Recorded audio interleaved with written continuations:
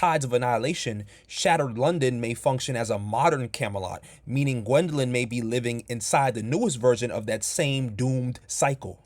So is Gwendolyn cursed and predisposed to repeat Guinevere's role and what Guinevere did in the past? That's where it gets tricky, because either direction serves as a feasible choice in order to continue the story and move the plot forward. I think if Gwendolyn isn't a representation of Guinevere and doesn't adhere to what Guinevere did in Arthurian mythos, that's fine, because essentially it's a new original title for people who are familiar with that legend. But I would argue that most people are not familiar with Arthurian legend.